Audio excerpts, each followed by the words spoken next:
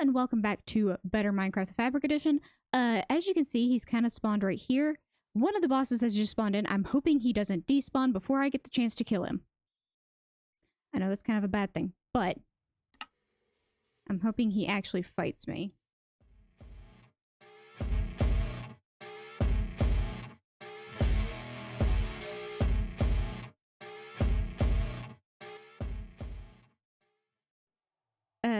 For context, I was just running around grinding. I just got my new mouse in, so I was working on the world and getting ready for the next video when I came back after just AFKing for a little bit to a thunderstorm going on. So that means I have now completed this one. Found during thunderstorms.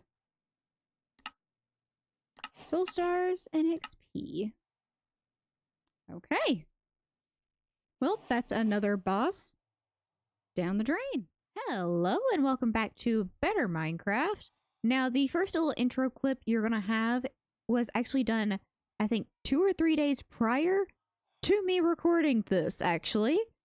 It happened while I was grinding and getting ready. I had just gotten my new mouse, so I think it was like later Tuesday night that I actually got that clip and recorded it. Since then, I've made a bit of progress doing different things. First and foremost, we now have a dock in place.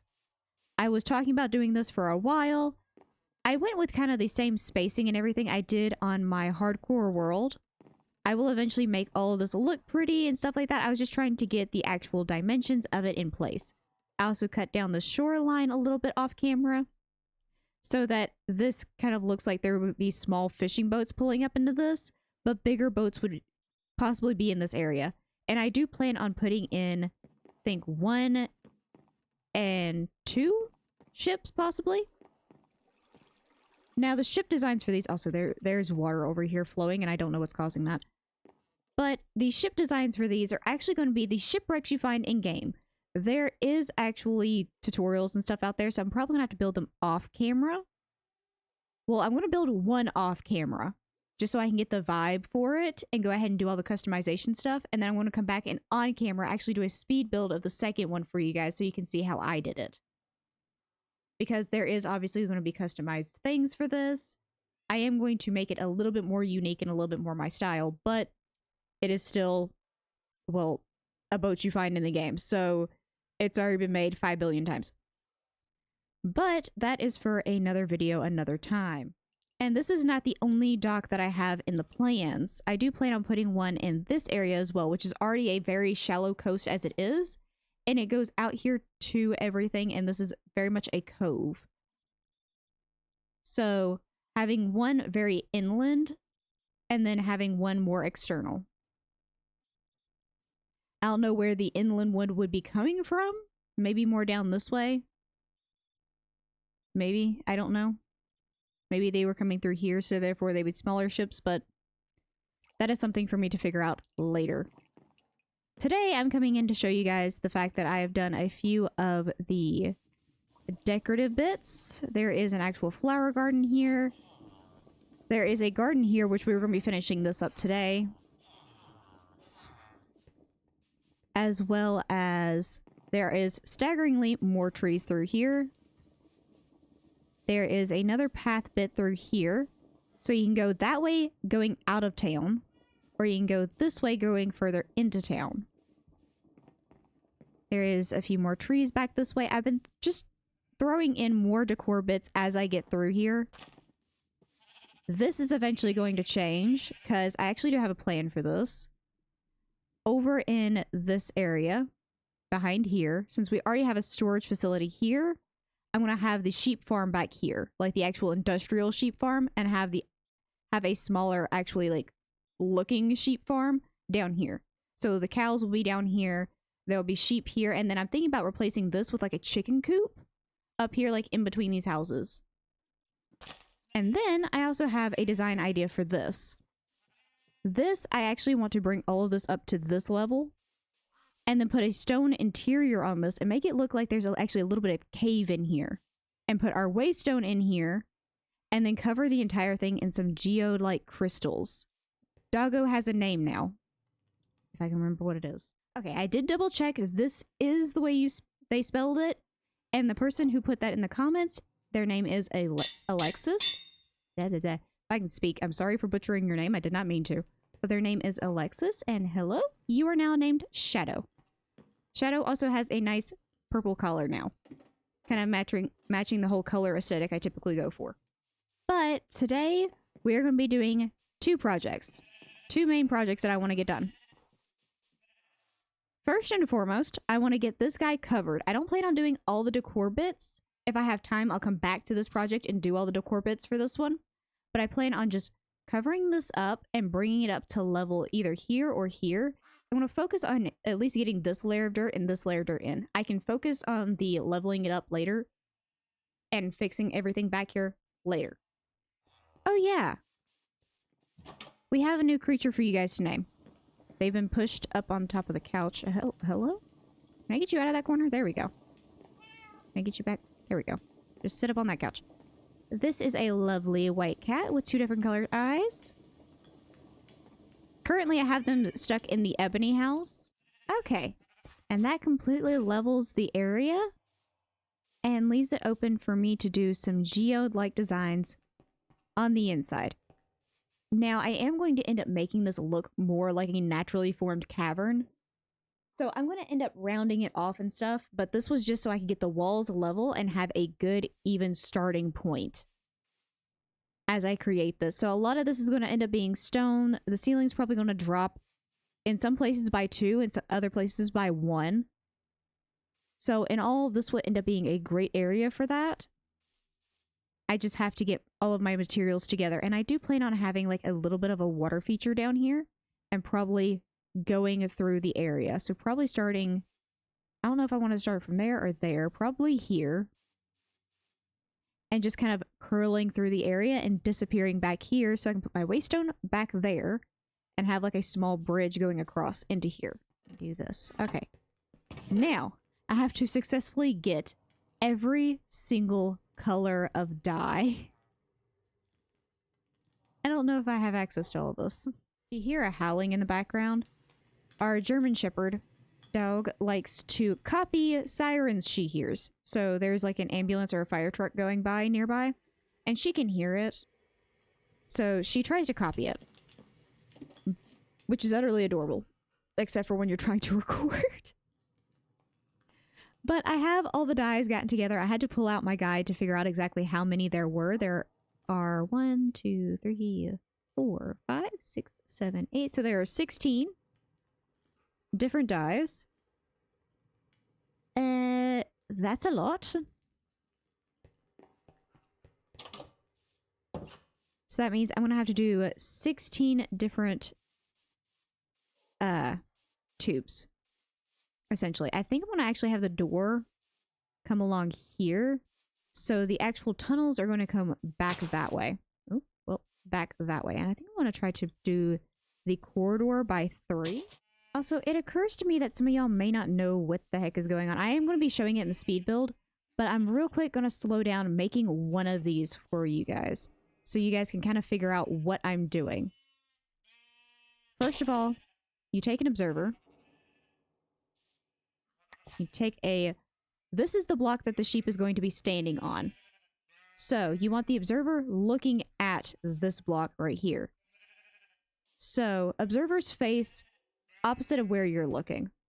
Actually, no, they face where you're looking. Correction. The dispensers are the exact opposite. But the observers, this wide side is where they're looking. They're going to sense a change in this block, which in turn...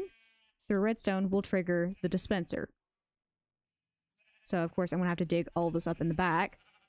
But typically, you just have, like, a filler block behind this. And then redstone here. And then down below it, I typically just take these blocks out. Because, of course, I'm decorating all of this. So, you don't have to do all this. You can just keep that up there if you want to. But for ease of access, I want to do this. But some people choose barrels, some people don't. Some people set up huge storage systems for these. I just do a double chest. Because if absolutely necessary, I can come in here and empty these, but I don't think they're going to fill up that much. I'm not in this base nearly long enough for that to happen.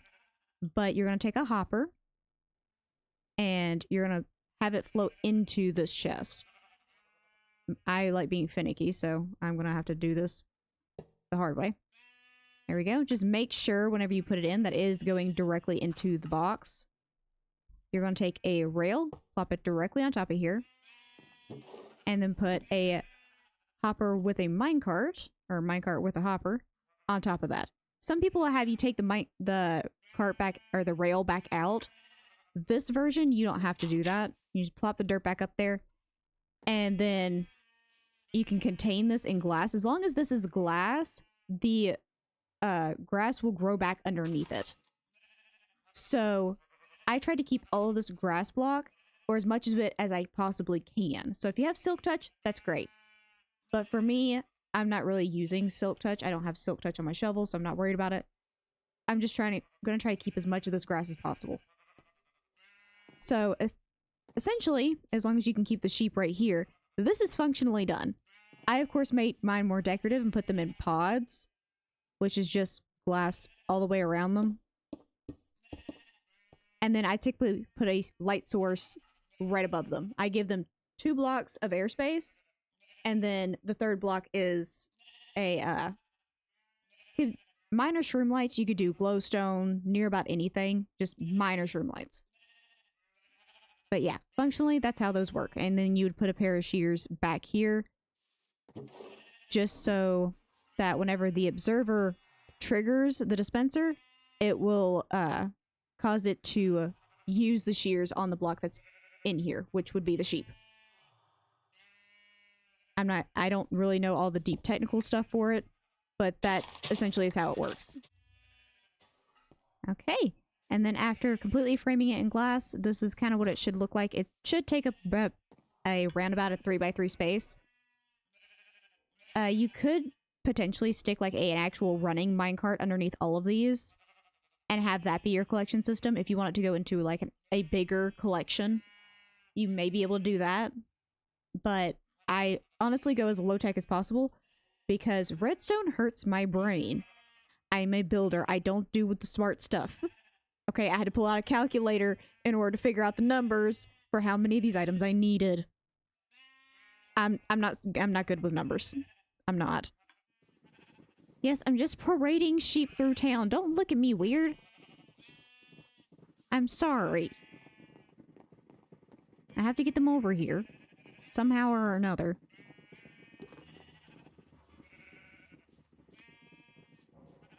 So many buying. Oh my word. Okay. I'm very sorry, Chef. You're gonna have a whole lot of buying in the back of your house for a little bit. Because I think I'm gonna put them all right there. Okay. And as the sun sets, every single one of them is in there. Every single pod is set up. Everything's done. And as we've been going, all of these on this side have started producing large quantities. I think, yeah, a few of them are already in the double digits. There's still a few back here that haven't quite gotten there. And that's where green's sitting right about now.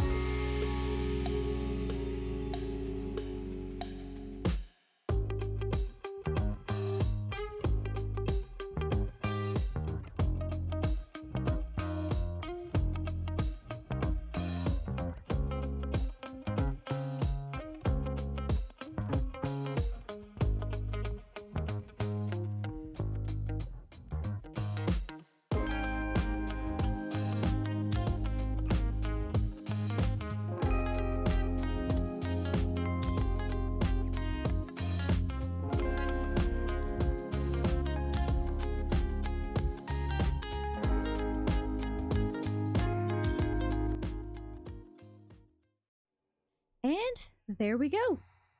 Sheep farm fully up, complete. Building really doesn't have to be touched again. Of course, I am going to come back in and throw in some more mossy cobble and stuff of that nature, but for the most part, this guy ain't got to be touched again. I'll complete all the way into the back. I even put the trapdoors on that. I don't know if you guys noticed, but I didn't have trapdoors on that before. I do have some there now, and I do have one on the back of this one. Now, real quick, there's one other thing that's been pestering me every time I notice it, but I keep forgetting to do it. And I saw it when I ran into the caves to grab some rails.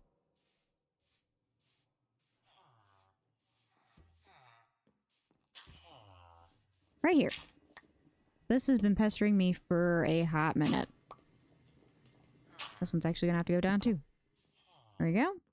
Now, in between episodes, I probably am going to run up here and, first of all, use the same type of wood I used up here in there. I put in a filler for the time being, just so I can get this video out. But I'm probably going to throw in the same type of logs, throw in some more greenery, as well as, in general, just throw in some more windows and stuff, because this area is a lot more exposed than this one was. This one is still exposed, but the roof went higher because of how large the building is.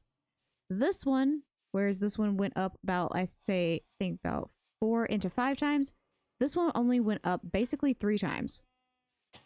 So a lot more of this building is exposed on the sides. So I'm probably going to do what I did with this one, where I have the 3 windows up top that are smaller. I'm probably going to do the same thing here and just throw some windows up there just to fill in the spot.